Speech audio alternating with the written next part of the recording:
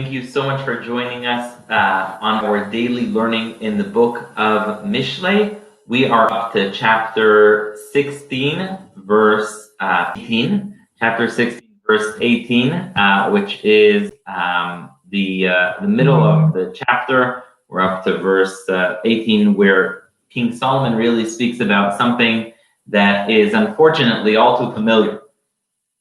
King Solomon says, chapter 16, verse 18. Before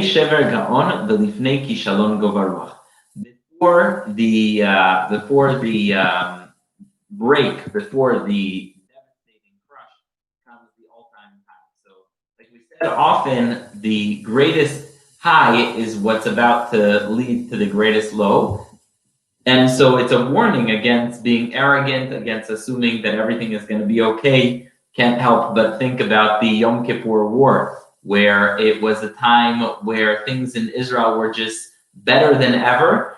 And Israel did terrific in the 6-day war. And that confidence, in many ways, led to the terrible losses of the Yom Kippur War. Because Lifnei Shever Gaon, before the destruction comes the ultimate high. So you got to be careful. When things are going well, you should be thankful, you should be happy, you should appreciate them, but please be aware that sometimes it's the highest points when we're too confident, when we're too arrogant, that lead to the big fall and destruction. It was also true in the Roman Empire. They assumed everything was okay, they assumed they dominate everything, and that is what led to their ultimate collapse. Lifnei shever gaon, velifnei kishalon govaroch. And before you have a big failure and destruction, there is arrogance, there is haughtiness, there is overconfidence. So King Solomon is cautioning,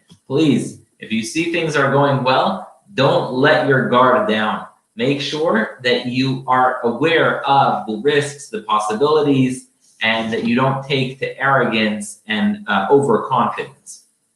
Verse 19, Tov shfal ruach et anavim, mechalek shalal et gain. It is better to be humble among the humble and than being the one who is sharing the spoils among the arrogant. If you have the choice of sitting humbly with the modest, with the humble, with those who are sort of minding their business, recognizing the gifts that God has given them and not giving themselves too much credit, that is better than being with the arrogant and distributing the spoils with them. Next is verse 20, chapter 16, verse 20. Maskil al davar yimtza tov ubotach b'Hashem ashrav. Maskil al davar yimtza tov. If a person thinks something through, if a person takes time to really introspect and look at something and look at their situation, then that person will ultimately find something that is good. However, you need also faith in God. You need to be able to have faith in God, because if you just have the wisdom, that's not enough. You also need to have the faith in God. Verse 21, Lechacham lev yikare navon. There's multiple levels of wisdom in Judaism. There's the wisdom of knowledge, and then there's wisdom. So for example, let's say someone goes to a school to become an architect, and they're really good with the books and the charts and the drawings and everything. But then it's possible that that person will then come to build a building. They won't be able to actually do it. They won't be able to execute it. And so for that, you need a level of wisdom. It's the wisdom of how to apply things. There's knowledge, there's wisdom. Knowledge is retaining the information. Wisdom is having the ability to apply that knowledge. And so what he says is, Lechacham lev yikare navon. If someone is smart, if someone studies hard, and they learn not only by themselves, but they learn with a mentor, then what's going to happen is then that person is also going to become a navon who's able to apply that wisdom elsewhere. Umetek sfatayim yosef leka. This is one of the most powerful lessons ever. Metek sfatayim yosef leka. If a person, matok means sweet, if a person says their words with sweetness, then their students will want to learn more. This is such a powerful lesson to teachers, to parents, really to anyone. If you want people to be able to relate to what you're saying, if you want people to follow what you're saying, make sure it's done with metek sfatayim, with sweetness of the lips, meaning make sure it's said with graciousness, with kindness, with love, with sweetness, and then those words are going to resonate further. So he says, metek sfatayim is what it causes Yosef Lekach. That causes people to want to learn more. And now he continues, Mekor Chaim Sechel Be'alav. If a person has wisdom, that is going to be the source of their life. Musar Evilim Yivelet. And if a person has short-sightedness and arrogance and foolishness, then that is going to be their reward. Now we continue verse 23, very famous verse. Lev chacham yaskil piu. A wise heart informs the mouth. Meaning, sometimes people just shoot their mouth off. They don't think and they say. However, the lev chacham yaskil piu, the heart of the wise, is going to be what informs his mouth. And on his lips, there will be added knowledge. So the idea is that there are two ways to get people to want to learn from you. Two ways. One is if you say what you say with sweetness. Whatever you're saying is coming with genuine sense of care, compassion, sweetness, then people are going to want to learn from you. Second of all, if your words are premeditated with wisdom and with insight, then people will want to learn from you. Why? Because the wise man's heart impacts what he has to say.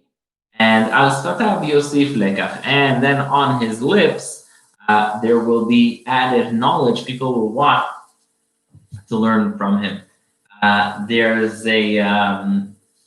There's in flowers, sometimes there's flowers, you can take them and you can taste them, and they're filled with sweetness. They have some sort of kind of dew that is very sweet. Dvash imrei noam. Just like honey, the sweetness of the honey, so too are pleasant words. Matok lanefesh umarpeh la'etzem. It is sweet to the soul and it heals the bones. How many times have you had a hard day, a difficult week, and then someone says something nice to you, someone says something kind to you, someone says something gracious to you, then it's like honey. It resonates with you, it stays with you. That is the beauty of good words. So he says, Tzuf dvashim reinoah. The pleasant words are like honey, matok lanefesh umarpeh la'etzem. They are sweet to the soul and they heal the bone. Next pasuk is just really very powerful. Yesh derech yashar lifnei ish. Sometimes there is a path that is honest, that is legitimate, that is reasonable to a person. Ve'acharita darkei mavet. And it leads to death and destruction. No one goes on a path planning to do terrible things that will ultimately destroy their career, destroy their lives, destroy their personal life. No one does it. Most often, when someone does take that path, it is a derech yashar lifnei ish. It is a path that is righteous. It is a path that is true. It is a path that is correct in their eyes. Yesh derech yashar lifnei ish. Sometimes there is a way that is honest, that is really legitimate in the eyes of its practitioner. The acharita darkei mavet. However, it leads to the paths of death. It leads to ultimate destruction. Yesh derech yashar lifnei ish ve'acharita darkei mavet. Next is verse 26. Nefesh amel amla lo. Yachaf alav piu. The work of a person, if a person works hard, ultimately that work is going to go to you. Yachaf alav piu. Why? Because ultimately hard work is what feeds you. We don't just work for fun. If you can work for fun, that's great. But ultimately, the importance of work is that it is what sustains human beings. Today we have less of that immediate understanding because it used to be you worked in the field, you worked in the garden.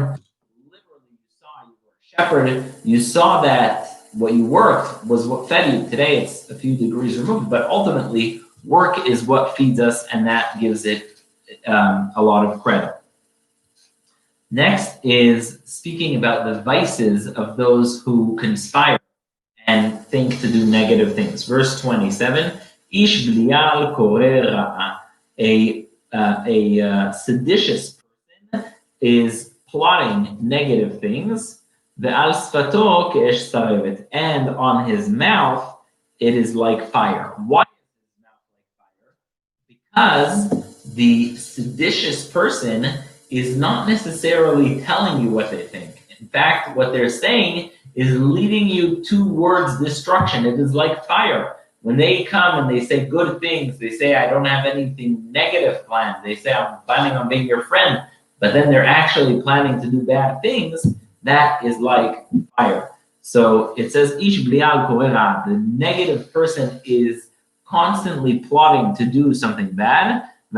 And on his mouth, it is like fire burning. And that continues with the next pasuk, madon. A person who is very unreliable, a person that's always flipping, that is a person that is going to cause separation and division. And someone who is always looking to cause fights, that person causes even separation between the greatest ones. It's very interesting. The Talmud says this pasuk is talking about a person who speaks lashon hara. When a person speaks lashon hara, when a person speaks negatively about others, not only are they separating others, not only are they causing friendships to be destroyed, not only are they causing real harm, but they're also causing the presence of God to be separated from them. The fighting person is going to separate. Aluf means the great man. One of the interpretations, what it means is he's going to separate God himself from themselves. Next is talking about, you ever hear about like a Ponzi scheme or someone that is really sort of misleading others financially and causing them to invest or whatever it is to do something that's cause loss. So it's ish chamas yefater. A thieving person is going to try and seduce their friend, and he will lead him in a bad path. Sometimes you'll hear that a salesperson will be like, yeah, of course you should invest in this. Of course you should make these loans. Of course you should take these loans and investments out. But if the person is not an honest person, they are seducing their friend and causing their ultimate destruction. Ish chamas yefatereu. A thieving man is going to seduce their friend, and ve'olicho b'derech lo tov. Even if it's their friend, they will take away from them investment and money and then lead them down a bad path. Sadly, this is a phenomenon you see all too often. People who commit fraud and Ponzi schemes, most often the victims are the people closest to them. It's the people that know them, it's the people that trust them, and then they will take their money and cause their loss. I'm sorry. A thieving man is going to seduce their friend and walk them on a not good path. Verse 30. If a person winks with their eyes, they're often thinking of plotting something. So when someone plots something, King Solomon says, they're not going to say it outright. They're going to wink with their eye. They're going to say, oh, between us, they're going to give all these